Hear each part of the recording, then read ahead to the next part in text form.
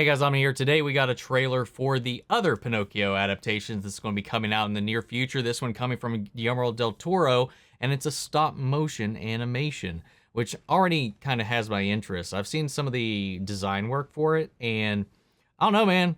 One, it's Guillermo del Toro, so it's definitely got a little bit of my attention when we're going into it from that direction, and I really do like the style behind it. Plus, the cast is pretty stacked, man. But we got a trailer for this movie today. Comes out this December, I believe, on Netflix. So yeah, let's check it out. See what they got for us. Here we go. From my many wanderings on this earth, Ewan McGregor. Can hear it already. So much to say about imperfect fathers and imperfect sons. And about loss. Man, so beautiful, dude. I've learned that there are old spirits who rarely involve themselves in the human world, but on occasion, they do. I want to tell you a story. It's a story you may think you know, but you don't. A story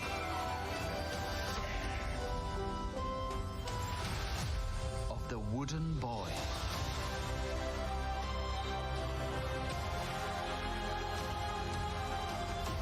Dude. Where am I? I feel as though you've been here before.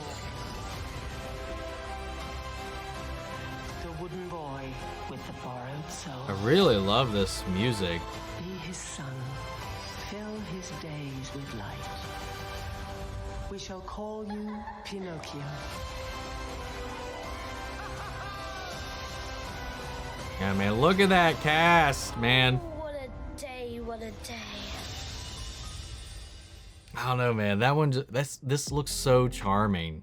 Yeah, I mean, there's just something, I don't know, otherworldly, kind of magical, but also very grounded and real just from the trailer alone, that I really got from it, just from the presentation, you know. I did want to read a little bit of an excerpt from like an article that I saw when the trailer was actually posted today that kind of goes into the setting, because while it's inspired and takes from the Adventures of Pinocchio, the original novel, it has a little bit of a different spin on it. It's a little darker, it's a little more grounded, and it takes place in our world, not necessarily the fairy tale world that it was set within. But it takes place within Italy between World War I and II during the rise of fascism. And this is from Guillermo del Toro, a quote from him. It's during the rise of fascism and authoritarian rule in the country. Geppetto carves Pinocchio out of a wooden tree that grew over the grave of his young son. We saw a glimpse of that, I think, in the trailer when he was looking over that picture of a young boy, hoping that the wood would instill upon his creation maybe characteristics of his son, but it doesn't.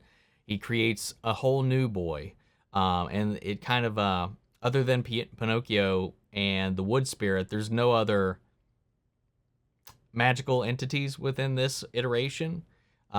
He said there's no donkey transformation or anything of the sort. Instead, of Pinocchio is targeted by the government, who hears tell of a boy made of wood and believe he might have other applications. He says this is counter to the book because the book is seeking the domestication of the child's spirit in a strange way. It's a book full of great invention, but it's also in favor of obeying your parents and being a good boy and all of that. This movie is about finding yourself and finding your way in the world, not just obeying the commandments that are given to you, but figuring out when they are okay and when they are not. So I like that, man. It's taking a little spin on it, make it a little more open, interpretative, and honestly, a little bit more healthy. But I love the art direction of it, man. I really love the style, the vibe, the tone, and the animation, man. Stop motion, especially when done well, is just gorgeous. And I'm not sure when they started work on this, because these things do not happen quickly. So I'd love to see like a behind the scenes on this. It is coming to Netflix, and usually they do put out like little featurettes and stuff like that about some of their projects. So I hope they do something about this, because I always love seeing like the behind the scenes work that goes into stop motion films.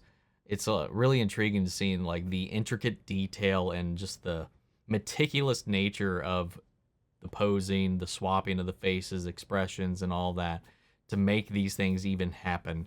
And it's just, I know I would never have the patience for it. And it just always astounds me to see the high level of patience and skill that goes into these movies. And just the visionary mind of Guillermo del Toro coming to life. Yeah, man, I can't wait to check it out. What did you guys think of this iteration? Sound off the comments. Let me know your thoughts down below. We'll carry on the conversation after the video. Feel free to join us in our Discord. We can talk about it there as well. Links to that and almost those in the description box below. Follow me in each and every one of those. Before we go, I want to shout out our channel legends, Manny Sherritt, Ryan Karen, Jason Coleman, Philly Vane, Yori Corey Scott, Margaret Grace, Mary Bradley, Melita, Robert Anguiano, Cal Kestis Nation, and Raven McCann. Thank you guys so much for your continued support. But that's it for this video, guys, and I'll see you all in the next one. Take care, everybody.